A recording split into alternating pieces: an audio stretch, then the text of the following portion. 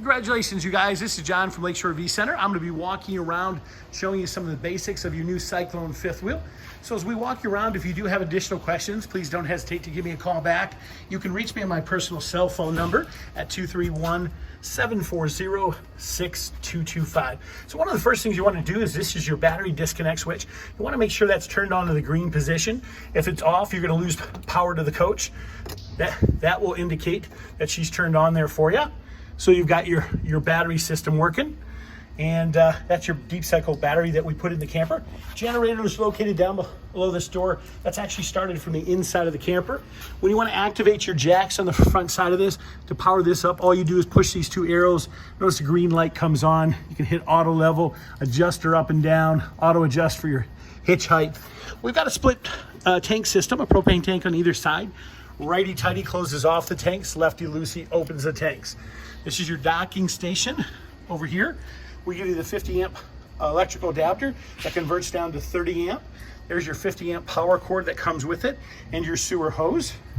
This shows you the various valve positions when you want to winterize a camper like we have it positioned now. When you're dry camping, you're hooking up to city water. You simply hook up to this connection. That's the fresh water fill for your city connection. This is your black tank flush, which flushes everything out. Additional ground fault outlet, if that's ever tripped, you want to check your ones typically in your bathroom or kitchen. Lights, simply push and depress in the center. That'll activate your lights. Really nothing you have to do in your hot water heater from the outside here. Everything's controlled from the inside. We do have a couple low points, which are located right below here. And then our gate valves for our waste and holding tank, which are typically located right in there. As you can see, your discharge. Guys, it is a good idea and a good reminder to make sure you're checking your tires, the lug nuts on those after the first 250 miles. Sometimes they do become loose. There's an additional discharge back here, additional gate valves. This is your fuel dispensing nozzle where you dispense your fuel from. This is your pump system that turns on the pump for your fuel dispensing. And this is where we hook up our 50 amp power cord that we were talking about earlier. That was the one that was in the storage compartment with the electrical adapters. To bring down our ladder, all we simply do is pull these pins, ladder will swing forward. Here's your patio system, real simple to operate. The patio side doors just simply flip up, then these pins go in those, and that's your patio sliders that go across. You have a button inside for your power awning to extend that. Let's walk you around the outside here. Your stairs are located in this lock compartment down here below. These are for your patio step. Let's walk you to the front here. We're going to show you where your outside grill is and your auto changeover valve for your propane. This unit has what they call Canadian Arctic, which means it has additional heating pads in the tanks in line for cold weather camping. Here's your outside grill, beautiful grill. Your grease trap and your tray for that are located in there. Notice the motion sensor lights that kick on.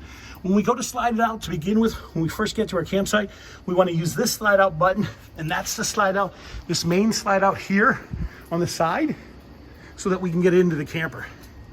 That's the auto changeover valve. When it's green, it indicates we have propane running through the line. When it's red, it means the tanks are empty. Once again, righty-tighty shuts the tanks, lefty-loosey opens up those tanks. Spare tire is located right underneath here. That's on a sliding tray. And those are additional low points for your fresh water system.